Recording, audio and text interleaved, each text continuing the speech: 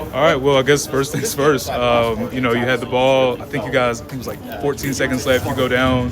What made you pull up for that shot? What made you kind of have the confidence to just pull up? We needed 3 points, and I felt like that was the best open look we could have got because they knew RJ wanted to come for a shot. They knew Ian was hitting a lot of shots. They knew he was the second option, the first option. So I kind of felt like I was the only guy that would have an open look, so I just took the shot. Yeah, for sure. And what did you see on that play? So you just kind of talked about, what you were thinking and everything like that. What you kind of see on there? You had obviously the defender in front of you. Just can you break that down for us a little bit?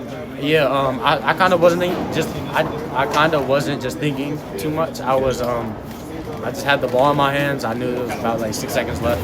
Knew we were down 3, so I created some space and just shot it. It looked like RJ was he had his arm wrapped around you before you guys had that last defensive possession. What was he saying to you in that moment? Yeah, I was telling him I'm in foul trouble. They've been calling fouls all night when I've been guarding number 3. Yeah. So I told him I think you should guard number 3. I know he's gonna go for the last shot, but he told me he had a lot of confidence in me to guard him. He told me how to, so I just listened to him. I just walled up, and it worked. Y'all both had 4 at the end of the game. We both had 4. So Hubert was saying when we were talking to him that you guys actually practice a lot of those late game situations where you don't call a timeout, you just kind of go. Can you kind of describe just what those sessions are like in practice of just, repping those no timeout, just go type plays? Yeah, we feel like we're in that situation a lot, with tied games, really close games at the end of games.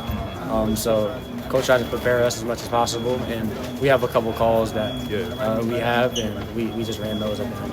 What was the difference in the first half for you guys? You ended up going up as many as 12. A lot of the other games kind of was, you guys were on the opposite end of that. Just what was the difference today in being able to get that lead? You said the difference between the first half and the Yeah. The difference between this first half and other first halves you guys played. We just been trying to improve on our first halves the whole year. We felt like we've been slow every game, so we just have a lot of emphasis on coming out as good as possible. I feel like this was our best start this season. I'm sorry you've already answered, but could you take me through the play where you kicked the 3 points? Yeah, so it was drawn up, 2 pin downs, me coming down 1, RJ coming down 1, and they kind of knew RJ was trying to come get the ball for 3. I feel like everybody in the gym knew that, and they knew Ian wanted a good look because he'd been shooting the lights out, and so I felt like I was the only person with an open look, so I got the ball and just created some space and shot. When was the last time you made a shot that big? I'm not even sure. Yeah, I'm not sure. What the assist to turnover ratio for you and RJ was really good today. How were you able to do that? I mean, that's been a struggle in recent games. Yeah, that's been a focus for me. That's been really my only focus, just having a better assist turnover ratio. I feel like I've been really high on turnovers, and that's not normal. So coming out in games like this, that's really my goal, to have 0 turnovers. Jay Wash said it was really big that you're the guy that hit the shot because you've been struggling a little bit, and he wants to see your confidence grow, and he thinks that's the kind of moment that can really help propel you. Yeah, for sure. I definitely think that will help towards my confidence. And just elaborate on how it helps your confidence, how play like that can kind of maybe get things on the right path for an athlete. Yeah, I took that shot. For you in particular. Yeah, I took that shot before at Kansas, and people were really saying a lot of things to me, saying a lot of bad things. So because you shouldn't have been the guy taking it, is that what they were saying? Or because it missed? I mean, just negative stuff. Yeah, just because I missed. But, this will definitely help with my confidence for sure. Was that on social media or not people directly to you, just social media? Both. What you mentioned on the last play that they were going to be looking at Ian too because he was so hot. What's gotten into him the last 4 games, you think? I just think he's being himself. He does this every day in practice, and he just got comfortable. That's pretty much it.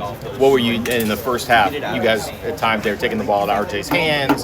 They were defending some other guys. Well, he was able to kind of step up either in the flow of the offense or to create his own shot.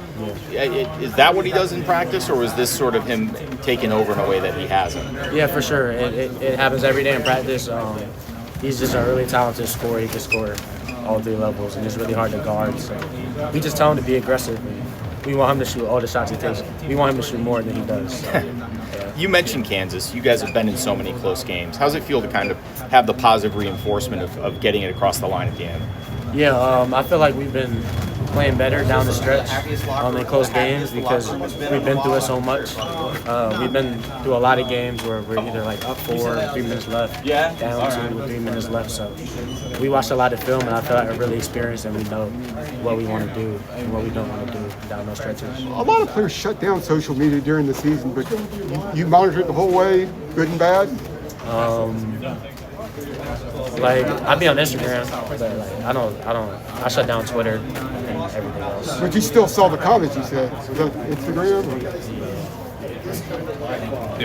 Elliot, Thanks, one thing you kind of mentioned was, or one thing Hubert was mentioning about that second half, he was saying some of the defensive breakdowns started to set in a little bit as far as the one-on-one defense. How much were you guys talking about that in the huddle down the stretch of just needing to kind of buckle down on those one-on-ones? Yeah, defense was the main emphasis in the huddles because we didn't really have a problem scoring. It was just they were shooting very well from the floor, and that's something that we try to pride ourselves on.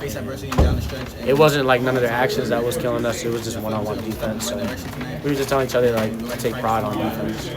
Elliot, you ended up having to take a 3 at the end of the Kansas game.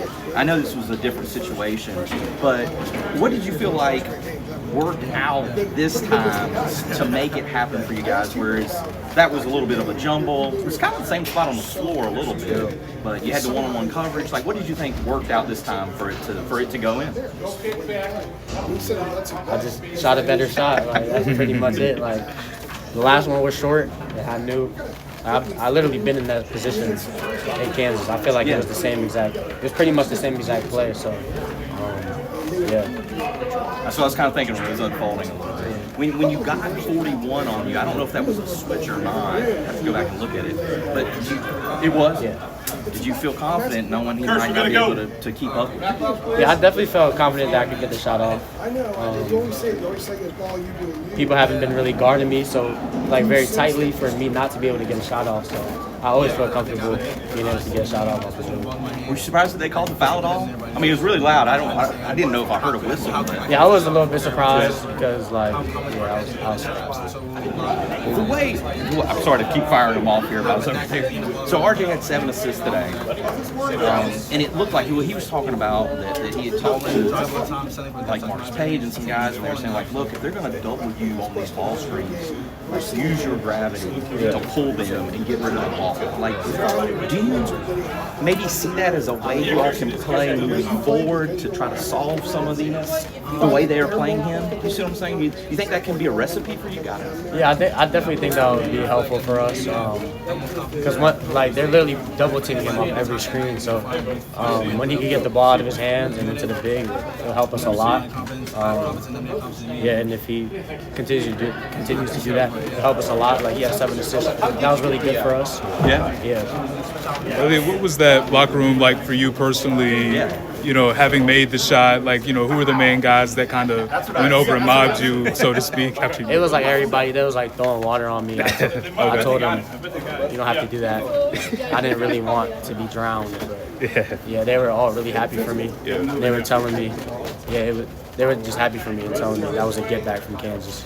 Were you having to calm yourself down during the timeout because you had the free throw coming? Like, was that sort of like, all right, I got to get like settled down? Not really. I don't think I was like that excited because it was still a tied game, so I was really focused on making the free throw and getting the stop. Thanks, Elliot. Appreciate it. Thank you.